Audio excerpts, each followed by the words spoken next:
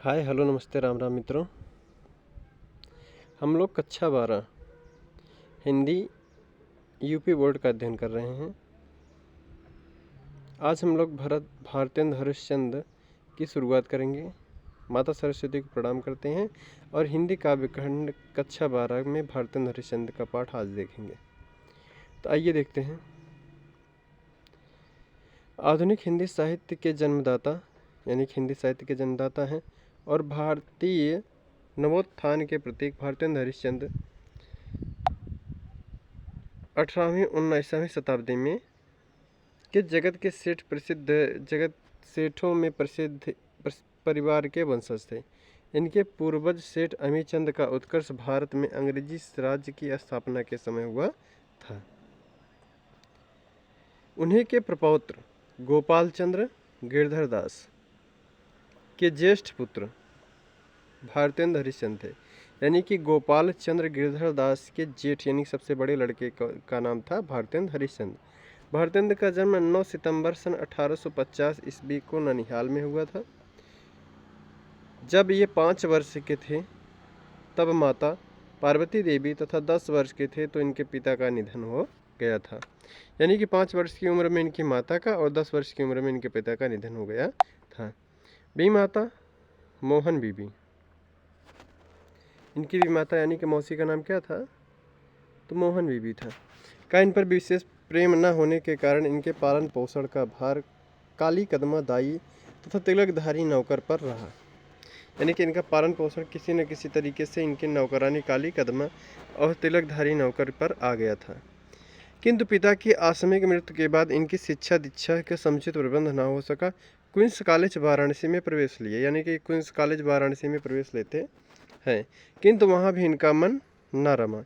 ये कुशाग्र बुद्धि यानी कि कुशा के अग्रभाग जितनी तेज बुद्धि वाले और तीव्र स्मरण शक्ति वाले, यानी कि एक बार जो सुन लेते थे तो याद हो जाता था। कॉलेज छोड़ने के बाद इन्होंने स्वाध्याय से हिंदी, स्वाध्याय माने अपने मन से जब पढ़ते थे, हिंदी, संस्कृत और अंग्रेजी के साथ बंगला, गुजराती, मराठी, मारवाड़ी, पंजाबी, उर्दू आदि भारतीय भाषाओं का ज्ञान प्राप्त कर लिया। 13 वर्ष की अवस्था में, यानी जब ये 13 ही वर्ष के थे तो इनका विवाह काशी के रईस लाला गुलाब राय की पुत्री, यानी कि इनके ससुर का नाम लाला गुलाब राय था, उनकी पुत्री मन्ना देवी के साथ हुआ।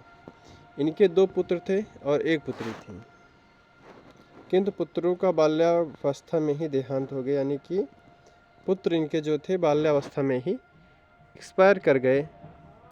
पुत्री विद्यावती सुशिक्षिता थी, यानी कि पुत्री का नाम विद्यावती था जो अच्छी खासी पढ़ी लिखी थी। भारतेंद्र जी को ऋण लेने की आदत पड़ गई थी। 1884 में ईस्वी में बलिया यात्रा एक प्रकार से अंतिम यात्रा थी। बलिया से लौटने के अनंतर परिवार तथा अन्य सांसारिक चिंताओं तथा क्षय रोग से ग्रस्त होने के कारण 6 जनवरी 1885 ईस्वी को 34 वर्ष 4 महीने की अवस्था में इनका मृत्यु हो गया। आइए आगे देखते हैं। लक्ष्मी और सरस्वती दोनों की ही भारतेंद्र जी पर एक साथ कृपा थी। यानी कि लक्ष्मी भी खूब थी और पढ़ने लिखने में तो जबरदस्त तो थे ही। इनकी मित्र मंडली में जहाँ इनके समय के सभी लेखक, कवि तथा विद्वान थे, वहाँ बड़े बड़े राजा महाराजा, रईस, सेठ, साहूकार भी थे। ये लड़कपन से ही परम उदार थे, यानी कि बचपनावस्था से बहुत उदार किस्म के व्यक्ति थे। इन्हें हिंदी के प्रति अगाध व अटूट प्रेम था।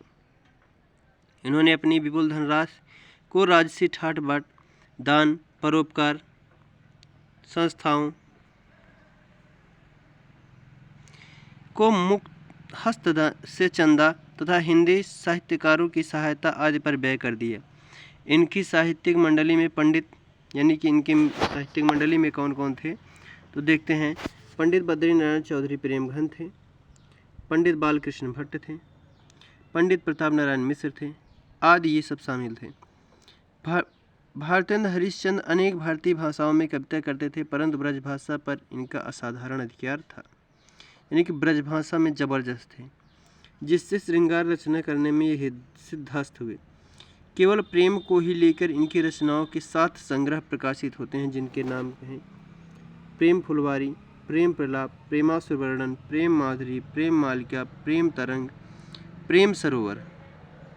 यानी कि प्रेम नाम मात्र से इनकी 7 रचनाएं प्रकाशित होती हैं।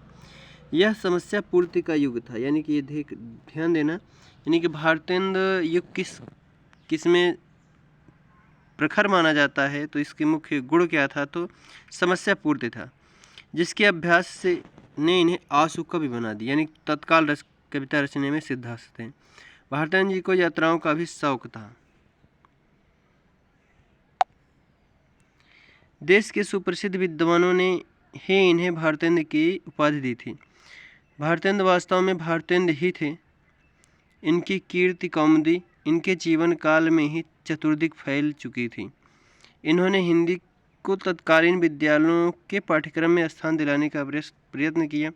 स्वयं लिखकर तथा अपने मित्रों तथा आश्रितों से अनुरोध पूर्वक लिखवा कर हिंदी साहित्य का भंडार भरा। उन्होंने अनेक नाटक लिखे, जिनका सफल अभिनय भी किया। भारतेंद्र जी का जिस समय आविर्भाव हुआ, उस समय देश मध्ययुगीन पौराणिक जीवन में लिप्त पतित था। नवीन ऐतिहासिक कारणों से, विशेषतः नवीन शिक्षा और वैज्ञानिक आविष्कारों के फलस्वरूप हिंदी प्रदेश में नवयुग की अवतारणा हुई। लेखकों के विचार स्वतंत्र का जन्म हुआ। ये नवयुग के अग्रदूत और हिंदी साहित्य में आधुनिकता के जन्मदाता माने जाते हैं। यानी कि ये हेडिंग इम्पॉर्टेंट है। ये नवयुग के अग्रदूत है और हिंदी साहित्य में आधुनिकता के जन्मदाता हैं। इनकी रचनाएं देश प्रेम से ओतप्रोत हैं, यानी कि इनकी रचनाओं में देश प्रेम मिला जाता है। भारतवासियों की परस्पर फूट, वैमनस्य की भावना और अभारतीयता इन्हें बहुत खटकती थी। भारतेंद्र जी हिंदी गद्य का सूत्रपात किया, यानी कि ये भी लाइन लिखना उसमें ज़रूर। साहित्य क्षेत्र की समस्त पुरानी तथा नई विधाओं की रचना करके इन्होंने हिंदी साहित्य का सर्वांगपूर्ण बनाया। इनके लगभग 72 छोटे बड़े ग्रंथों का प्रणयन करके हिंदी का प्रचार प्रसार करते हुए हिंदी जगत में अपने लिए सदा के लिए अस्थायी स्थान बना लिया। पंत जी के शब्दों में इम्पॉर्टेंट है, भारतेंद्र कर गए भारती की वीणा का निर्माण किया अमर स्पर्शों से, जिसका बहुविध स्वर संधान। सच बात तो यह है कि ये प्रेमी जीव थे। ये असंवेदनशील पर दुख कातर और कोमल हृदय थे। अपने इन्हीं गुणों के कारण जीवन भर आर्थिक कष्ट सहन किया। लोग इन्हें अजात शत्रु कहते हैं। अजात शत्रु माने क्या होता है, जिसका शत्रु ही न जन्मा। लोग इन्हें अजात शत्रु कहते थे। इनका साहित्य अनुराग देश विदेश में भी प्रसिद्ध था। इसी के साथ भारतेंद्र हरिश्चंद्र का जीवन परिचय पूर्ण होता है। भारतेंद्र हरिश्चंद्र के विषय में आप लोग बहुत कुछ जान गए। आइए थोड़ा इनके बारे में संक्षिप्त परिचय पढ़ते हैं। भारतेंद्र जी का जन्म 9 सितंबर 1850 को हुआ था। जन्म स्थान इनका काशी था, उत्तर प्रदेश। पिता का नाम गोपाल चंद्र गिरधर दास, माता का नाम पार्वती देवी, पत्नी का नाम मन्ना देवी था। यानी कि 2 पुत्र 1 पुत्री थी। ये भारतेंद्र युग के प्रवर्तक थे और ब्रज भाषा में सिद्धहस्त भी थे। स्वाध्याय द्वारा इन्होंने विभिन्न भाषाओं का ज्ञानार्जन किया। संपादन ये किसका किए थे, तो कविवचन सुधा, हरिश्चंद्र पत्रिका तथा हरिश्चंद्र चंद्रिका का संपादन किए थे। लेखन विधा इनकी क्या क्या थी, तो कविता, नाटक, एकांकी, निबंध, उपन्यास, पत्रकारिता, ये सब थे। भाषा इनकी क्या थी, तो ब्रज भाषा एवं खड़ी बोली इनकी भाषाएं थी। शैली मुक्तक था। प्रमुख रचनाएं प्रेम माधुरी, प्रेम तरंग, प्रेम प्रलाप, प्रेम सरोवर और कृष्ण चरित्र था। यानी कि बहुत इंपॉर्टेंट है, लिखना जरूरी है। मृत्यु 6 जनवरी सन 1885 को हुआ था।